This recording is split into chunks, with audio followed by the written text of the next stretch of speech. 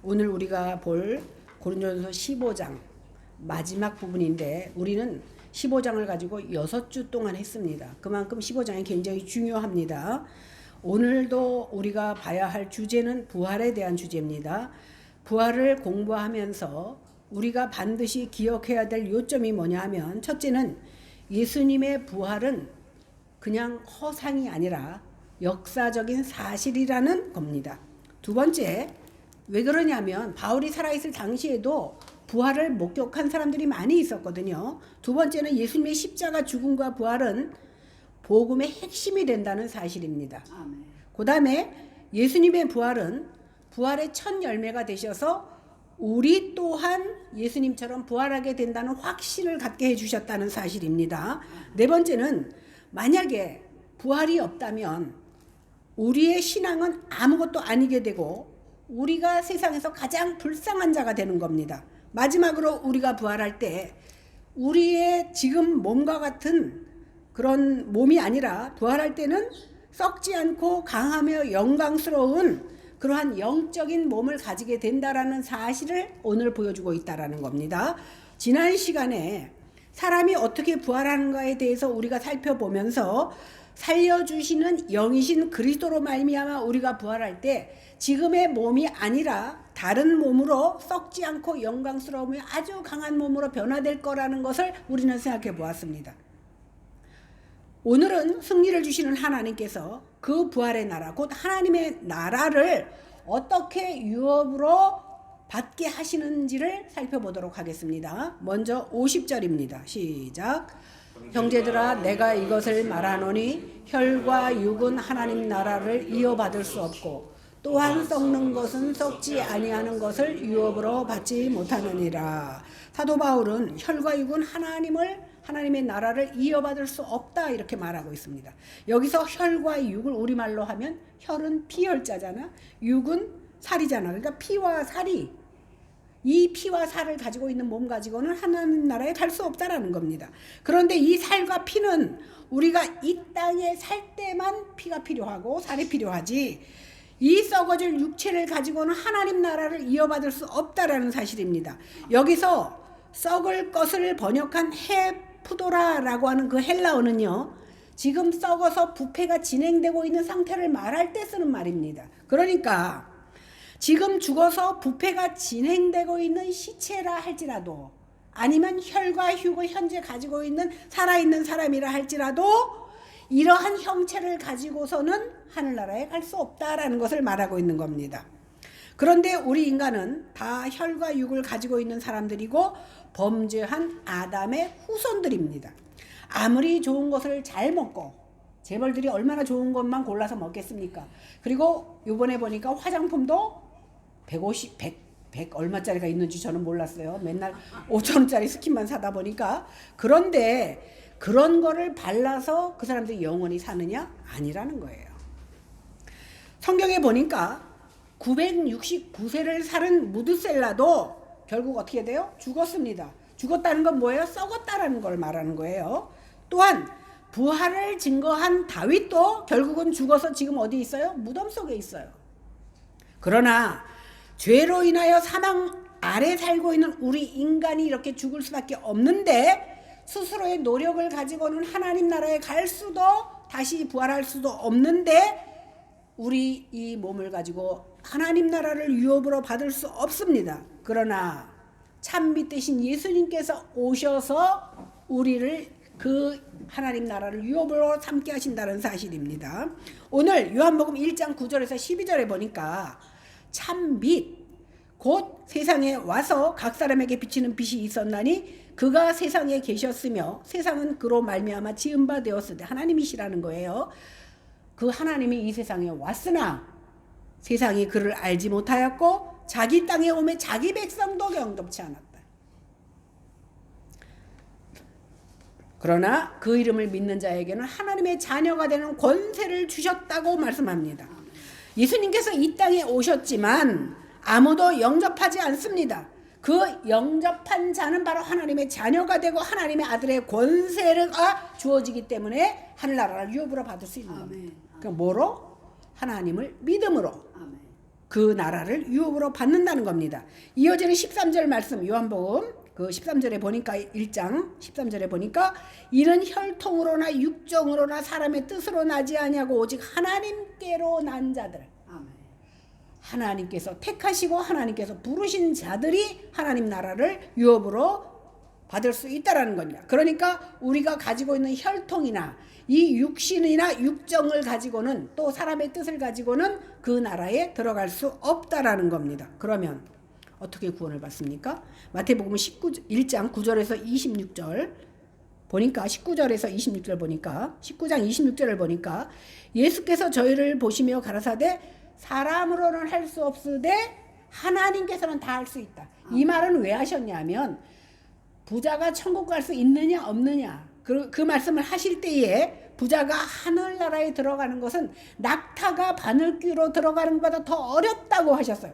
그러니까 아니 보통 사람들이 생각할 때에는 축복을 받아서 부자가 된 줄 알았는데 아니 축복받은 부자도 하늘나라 갈 수 없다면 낙타가 바늘귀로 어떻게 들어가겠습니까? 못한다는 거예요. 그러면 누가 구원받습니까? 이렇게 물었을 때 예수님께서 대답하신 말씀이 사람으로서는 할 수 없으되 하나님은 할 수 있대. 아멘. 그럼 하나님이 어떻게 한다고? 부자더라도 낙타더라도 바늘귀로 들어가게 하실 수 있는 하나님이라는 거예요. 보세요. 낙타가 바늘귀로 들어갈 수 있는 하나님이면 우리가 하늘나라에 들어갈 수 있다 없다? 있다라는 겁니다. 그러니까 혈과 육은 하나님 나라를 유업으로 받을 수 없고 썩은 것을 가지고는 썩지 아니할 것을 유업으로 받지 못하지만 하나님은 하실 수 있다라는 거예요. 그 방법을 오늘 배워갖고 가자. 그러면 도대체 누가 썩지 아니함을 입었느냐는 겁니다. 사도행전 13장 34절에서 41절에 보니까 이 말씀은요 사도 바울이 비시디아 안디옥에서 복음을 전한 내용입니다. 주의 거룩한 자로 썩음을 닦지 않게 하신다는 그 예언을 한 다윗도 자기는 부활할 것을 전했지만 어떻게 됐어요? 지금 땅속에 묻혀서 아직까지 안 나오고 있어. 그죠? 그런데 예수님께서는 하나님께서 다시 살려주심으로 사흘 만에 부활하셨습니다. 그래서 썩지 않았습니다. 이분 예수 그리스도께서 살려주는 영이 되었다고 지난주에 우리가 배웠잖아요. 살려주는 영이 되어서 우리가 예수 그리스도께서 우리를 살려주심으로 그 힘으로 말미암아 죄사함을 입게 된 것, 이것이 바로 하늘나라에 갈 수 있는 티켓인 겁니다. 그런데 아무리 목이 터져라 외쳐도 이 말씀을 믿지 않는 자들이 있습니다. 바로 41절에 보니까 보라 멸시하는 사람들아 너희는 놀라고 망하라. 내가 너희 때를 당하여 한 일을 행할 것이나 사람이 너희에게 이를지라도 도무지 믿지 못할 것이다. 우리가 거지 나사로를 보도 알지요? 거지 나사로 부자. 거지 나사로를 보고 부자가 나를 잠깐만 이 땅에 보내주시면 내 형제들에게 정말 천국이 있고 지옥이 있다라는 것을 말해주겠다 그랬을 때 뭐라 그럽니까? 얘야 세상에는 네 말 아니고도 말해줄 사람이 얼마든지 있어. 걔들이 안 믿는 거야. 이렇게 말하고 있지 않습니까? 이렇게 살려주는 영이 되신 예수 그리스도께서 그에게 죄사함을 입는 은총을 허락하셔서 우리를 살려주신다고 아무리 말해도 세상은 믿지 않는다라는 겁니다. 그런데 문제는 뭐냐면 우리 성도들은 어떤 사람이에요? 세상 사람과 다르게 그 말을 믿는 사람들이야. 그런데 문제가 뭡니까? 이 땅이 전부가 아니라는 것을 믿는 우리들조차도 이 땅에 삶이 다인 것처럼 살고 있다라는 게 문제라는 거예요. 그죠? 다시 말해서 세상 사람들과 별로 다를 바 없는 모습으로 살아간다는 사실입니다. 그래서 세상 사람들이 제일 중요하게 여기는 것을 우리도 똑같이 중요하게 생각하고 세상 사람들이 얻고자 하는 것을 우리도 같이 얻고자 힘쓰고 사는 것이 문제라는 거예요. 이 땅에 속한 것은요 영원한 것이 없습니다. 저는 올해 이상하게 주변에 장례가 그렇게 많이 났어. 어제 또 친구 엄마가 돌아가셔서 장례를 이제 발인을 했는데 주변에 왜 그렇게 병들고 아프고 죽어가는 것을 보면서 그 모습이 바로 얼마 후에 있을 우리의 모습, 내 모습이라는 것을 깨닫지 못한다라는 사실입니다. 그저 이 세상은 잠시 잠깐 우리를 편하게 하고 좋게 할 수 있어요. 세상 것은. 그러나 그것이 아무것도 영원하지 않다라는 겁니다. 그러므로 예수님은 이 땅이 아닌 하늘의 보물을 쌓아두라고 말씀하십니다. 왜 그래요? 하늘에 쌓아둔 보물은 썩지도 않고 벌레도 끼지 않는다는 사실입니다. 사도 바울도 골로새서 3장 2절에 뭐라고 말씀하셨냐면 위의 것을 생각하고 땅의 것을 생각하지 말라 이렇게 말하고 있습니다. 물론 성경이 이렇게 말했다고 해서 우리가 아직은 육신을 입고 이 땅에 살고 있는데 이 땅의 것이 다 소용 없어야 된다, 없다 이 말을 하는 것은 아닙니다. 분명 이 땅에 살면서 이 땅의 것은 필요합니다. 그런데 이 땅의 것이 전부인 양 생각하지 말라는 거예요. 그것이 삶의 전부인 것처럼 생각하면 그것이 없으면 못 살잖아. 그게 전부라고 생각하면. 그러나 우리가 아무리 이 땅에서 모든 것을 다 얻는다 해도 다 가졌다 해도 다 가질 수도 없지만 우리 생명이 다 하는 그날에는 우리 몸을 비롯해서 그 모든 것이 내 것이 아니고 다 썩어지고 없어질 것에 불과하다라는 겁니다. 그런데 이 썩어질 것을 위해서 내 전신을 바쳐서 투자하고 산다면 그것보다 어리석은 일이 어디 있느냐라고 오늘 바울이 얘기하는 겁니다. 그러므로 우리는 이 땅이 아닌 하나님 나라를 쌓아야 됩니다. 먼저 하나님 나라와 그의 의를 구하는 삶을 사는 것입니다. 매사에 하나님 뜻에 순종하면서 사는 것, 이것이 바로 하나님 나라를 쌓는 것입니다. 51절에서 53절을 읽어보겠습니다. 시작. 내가 너희에게 비밀을 말하노니 우리가 다 잠잘 것이 아니요 마지막 나팔의 순식간에 호련히 다 변화되리니 나팔 소리가 나매 죽은 자들이 썩지 아니할 것으로 다시 살아나고 우리도 변화되리라. 이 썩을 것이 반드시 썩지 아니할 것을 입겠고 이 죽을 것이 죽지 아니함을 입으리로다. 이 말씀은요 비밀이에요. 비밀을 헬라어로 미스테리온이라고 하는데 이것은요 마지막 종말을 위해서 감추어진 말씀을 오늘 우리에게는 알려주시는 겁니다. 그러나 오직 그러니까 세상 사람들은 말해도 귀가 닫혀서 못 들어. 그러나 우리는 오직 은혜를 입은 자 우리 같은 사람들은 알고 믿게 됩니다. 마지막 나팔이 불면 죽은 자들이 썩지 아니할 것으로 다시 살고 우리도 다 순식간에 호련히 변할 것이라는 이 내용이 바로 비밀이에요. 여기 하늘에서 천사들이 나팔을 분다 그랬는데 나팔을 불면 왕의 행차를 나팔을 분다는 것은 왕의 행차를 알리는 신호입니다. 그 왕이 그리스도잖아요. 그런데 그 나팔 소리와 함께 순식간에 우리가 어떻게 됩니까? 성도들이 죽은 자가 먼저 일어나고 우리 성도들이 부활한 몸으로 변화된다라는 겁니다. 만약에 지금 예배드리는 이 시간에 재림이 일어나면 어떻게? 나팔 소리와 함께 예수님 재림하시고 우리는 호련히 신령한 몸으로 변화된다라는 겁니다. 이 썩을 것이 다시는 썩지 아니할 것으로 변하고 이 죽을 것이 죽지 아니할 것으로 변화된다는 겁니다. 이거 바로 부활인 거예요. 썩을 우리 육신이 죽은 후에 이대로 환원되는 것이 아니라 썩을 것은 다 없어지고 썩지 않는 신령한 몸으로 우리가 변화된다고 변화돼서 다시 산다라는 겁니다. 주님께서 부활할 때 신령한 몸이 어떠한 것인지에 대해서 성경은 얘기해주고 있습니다. 예수님께서 죽으시고 사흘 만에 부활하셨어요.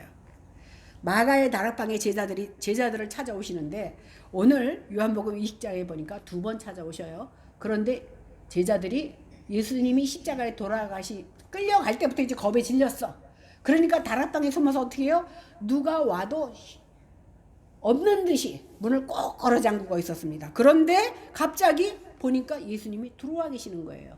노크도 안 하시고 열어달라고 소리도 안 하시고 그 무리들까지 꼭 걸어 잠궜으니까 어떻게 들어오셨는지는 모르겠어요. 들어오셨습니다. 이것을 통해서 예수님은 시공간을 초월하신 이것이 바로 신령한 몸이라는 거예요. 이것뿐만이 아니라 누가복음 24장에 보면 엠마오로 내려가는 두 제자가 옆에 있는 사람과 친밀하게 얘기를 합니다. 그리고 같이 동행하고 3년을 같이 있었어요. 그런데 그분이 예수님이라는 걸 알지 못했어요. 그러니까 이 신령한 몸은 알아볼 수도 있고 알아보지 못할 수도 있어. 보이게 나타날 수도 있고 보이지 않게 나타날 수 있는 것이 바로 신령한 몸이라는 겁니다. 나중에 그들이 그것이 예수님인 것을 알았습니다. 이렇게 우리도 시공간을 초월하는 모습으로 그 신령한 모습으로 우리도 변한다는 거예요. 어떻게? 예수님이 그렇게 변하셨듯이 우리도 변한다라는 겁니다. 그렇다면 우리가 죽고 이 육체는 반드시 썩어 없어지는데 주님께서 부활하시면 종말의 때는 우리도 죽었든지 살았든지, 그죠? 이미 죽어서 부패해가고 있었든지 아니면 살아있는 사람이든지 결국은 신령한 몸으로 변한다고 성경이 말해주고 있는데, 그렇다면 그때까지 만약에 죽었다면 우리의 영이 어떻게 되고 있느냐, 그것을 성경은 말해줍니다. 마태복음 22장 32절에 보니까 나는 아브라함의 하나님, 이삭의 하나님, 야곱의 하나님이라고 말씀합니다. 아니, 이미 죽은 자의 하나님이 무슨 소용이 있어요?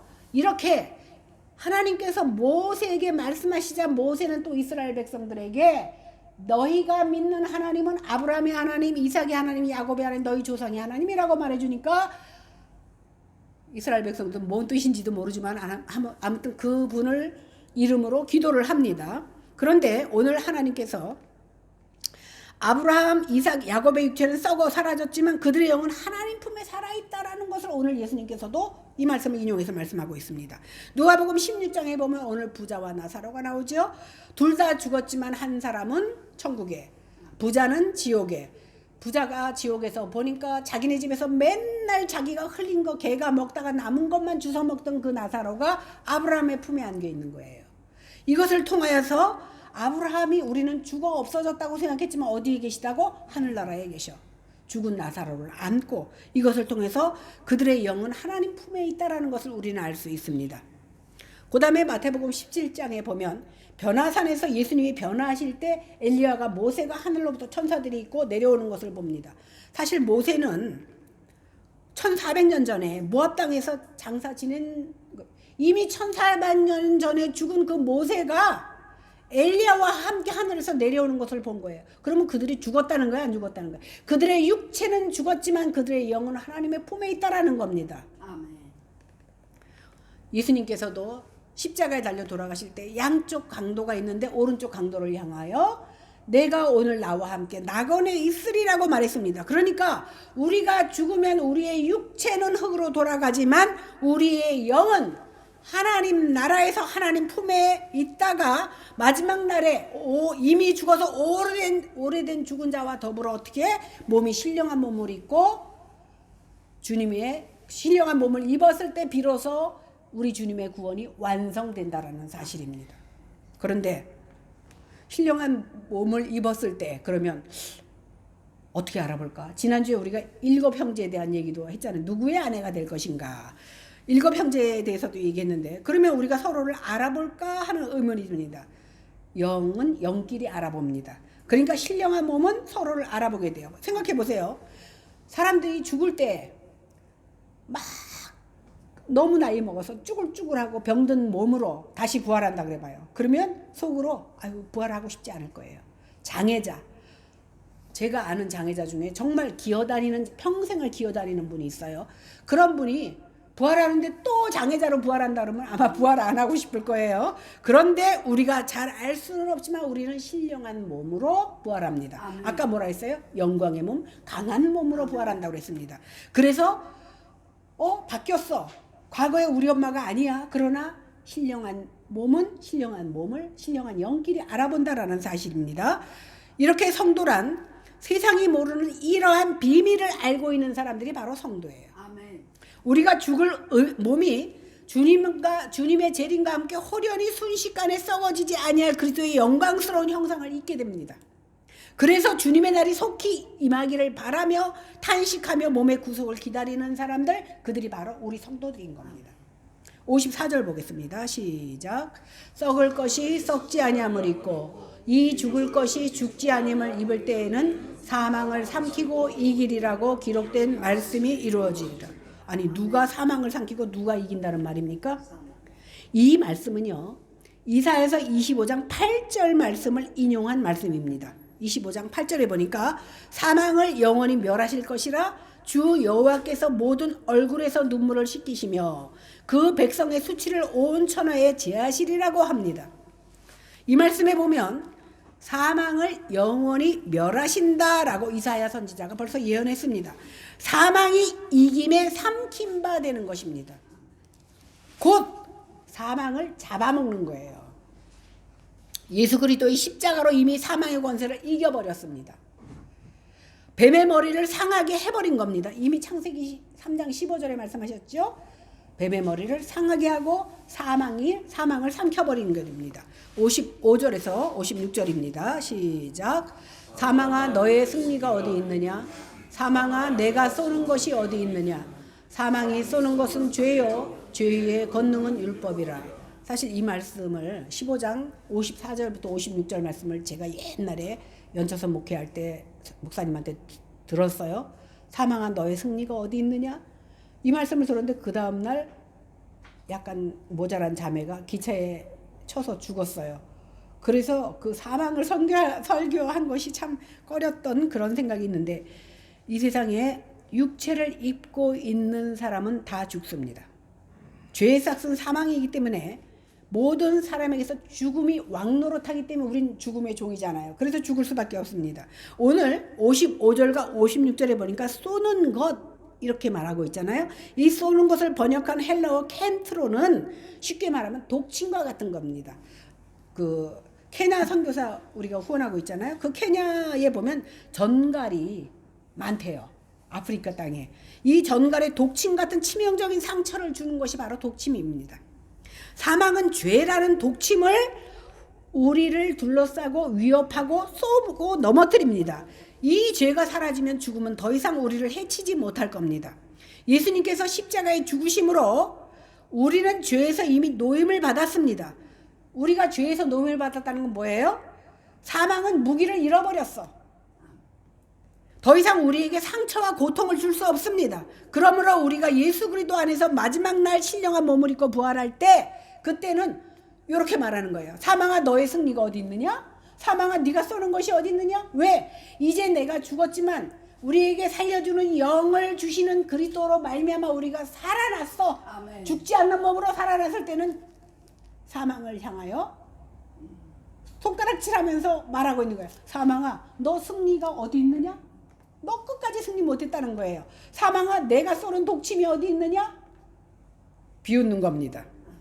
이 말씀은 호세아 13장 14절 말씀에 보면 내가 저희를 음부의 권세에서 속량하며 사망에서 구속하리니 사망아 내 재앙이 어디 있느냐?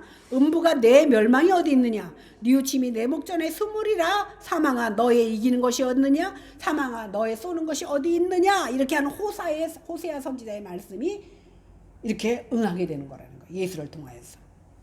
이렇듯 사망이 죄를 향하여 화살을 쏩니다. 죄가 있는 곳에는 사망이 있습니다. 그러니까 우리는 죽을 때까지 죄를 짓고 살 수밖에 없고 그 죄 때문에 우리는 죽을 수밖에 없다라는 겁니다. 죄라는 것은요, 하나님을 반역하고 하나님과 원수되어 하나님과의 관계가 끊어진 것을 말합니다.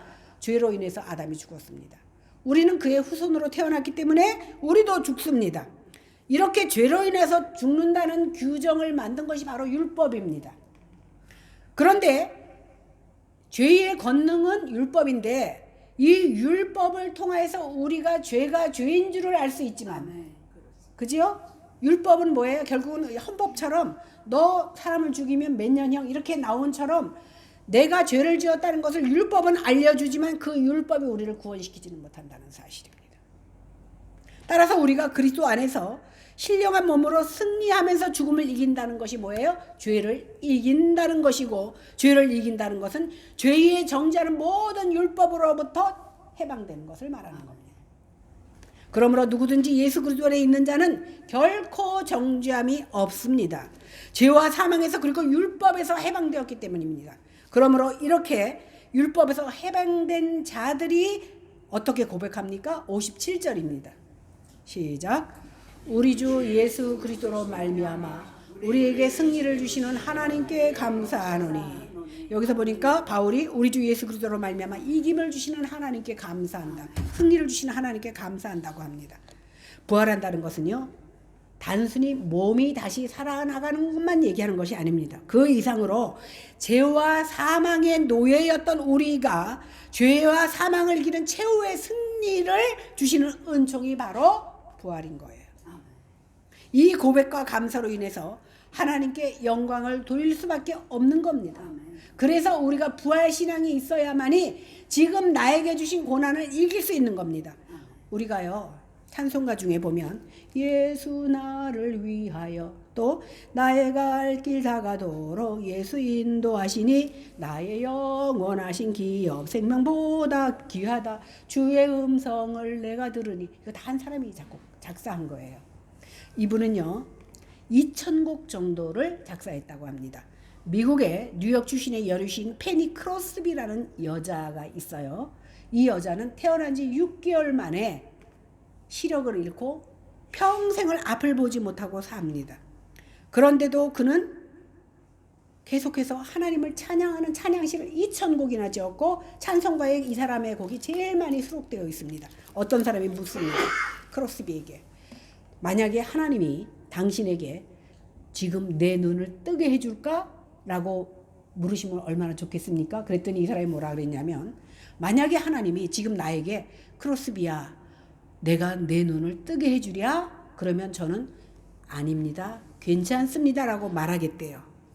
왜 그러냐면 내가 하나님 나라 가면 이제 다 주님도 볼 수 있고 하나님도 볼 수 있는데 이렇게 죄 많은 생에서 때 묻은 눈으로 보지 않고 때가 안 묻은 눈으로 하나님을 볼 수 있기 때문에 눈 안 떠도 된다라는 고백을 했다라는 거예요. 그렇기 때문에 그녀는 주 안에 기쁨 누림으로 마음의 평강이 잔잔하니 세상과 나는 간 곳 없고 구속한 주만 보인다라는 신앙 고백을 찬양으로 할 수 있었다는 겁니다. 이것이 바로 예수님 때문에 승리한 자의 고백이 된다라는 거예요.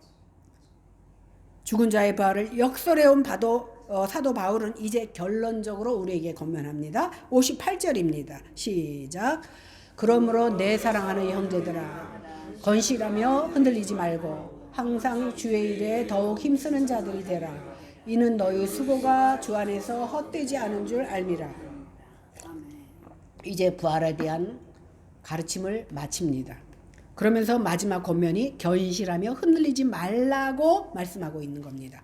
어떠한 고난이 있어도 견실하고 튼튼하고 흔들리지 말라는 거예요. 그러므로 죽은 자의 부활을 믿는 우리 성도들은 그리스도 안에서 더욱더 주님을 붙잡는 모습으로 삶을 살아드려야 됩니다. 성도라면 반드시 그렇게 살아야 됩니다. 그래야 이김을 받고 끝까지 남은 자가 되는 겁니다. 세상의 헛된 일을 버리게 하시며 주의 일 곧 주의 십자가를 붙들게 하시는 겁니다. 부활에 대한 소망이 흔들릴 때 우리는 넘어질 수밖에 없습니다. 그러나 부활에 대한 소망이 있을 때 흔들림 없고 견실하게 주의 일에 힘쓰는 자가 될 수 있다라는 겁니다. 그렇게 될 수 있는 것은 죄와 사망의 법을 이겨버리신 주님이 이기심을 선물로 주셨기 때문에 우리도 이길 수 있고 우리도 주님의 길을 따라갈 수 있게 되는 겁니다. 하나님 나라에 대한 소망을 가진 성도는 결코 지금의 삶을 세상 사람들처럼 허비하며 살지 않습니다. 예수님이 곧 오실 거니까 마음대로 살자라고 말하지 않습니다. 오히려 예수님이 곧 오실 것이기 때문에 우리가 복된 천국에 들어갈 수 있기 때문에 이 땅에서의 삶을 더욱더 최선을 다하며 주님의 영광을 살아야 되겠다고 마음먹고 살아가고 있습니다. 왜? 내가 아무리 수고하고 이 고난을 겪는다 할지라도 그 수고가 결코 헛되지 않기 때문입니다. 우리가 이 땅에서 하나님의 뜻대로 살면 이것이 바로 천국에 쌓는 보물을 쌓는 거예요. 우리가 생각하기엔 헌금을 많이 내야 천국에 보물을 쌓는 거구나.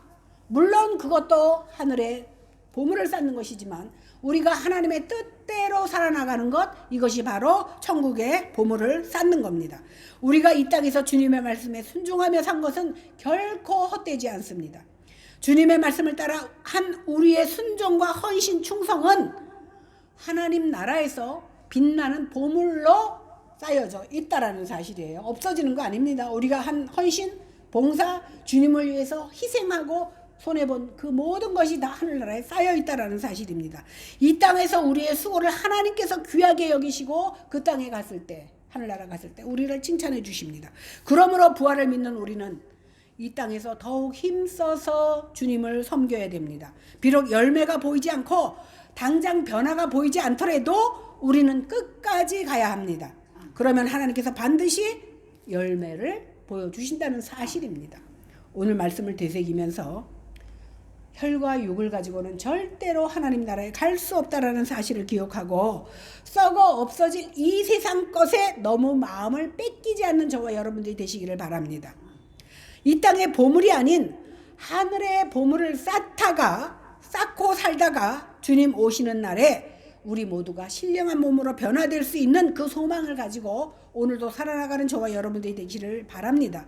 이것을 확신할 때에 오늘도 주의 일을 하지만 힘들어도 어려워도 감사할 수 있게 되는 겁니다. 이 시간 성령 하나님께서 우리에게 은혜 주시어서 주님께서 이기셨던 것처럼, 죽음을 이기셨던 것처럼 우리에게도 이김을 주시는 우리 주 예수 그리스도로 말미암아 오히려 하나님 앞에 감사하는 모습으로 오늘을 살아드리고 내일과 우리가 죽는 날까지 이러한 모습으로 살아드리는 저와 여러분이 되시기를 주님의 이름으로 간절히 축원합니다. 기도하겠습니다. 하나님 아버지, 은혜를 진심으로 감사합니다. 부족하고 연약한 저희들에게 부활의 메시지를 허락하셔서 끝까지 견실하며 흔들리지 않는 믿음으로 설 수 있도록 주신 말씀 감사를 드립니다. 우리는 이 말씀을 들었지만 또다시 넘어지고 자빠지고 좌절할 수밖에 없지만 그럴 때마다 우리 하나님 사도 바울에게 허락하셨던 그 말씀을 우리에게도 허락하셔서 말씀을 붙잡고 일어날 수 있는 저희들이 다 되게 하여 주시옵소서. 감사드리며 예수님 이름으로 간절히 기도하옵나이다. 아멘.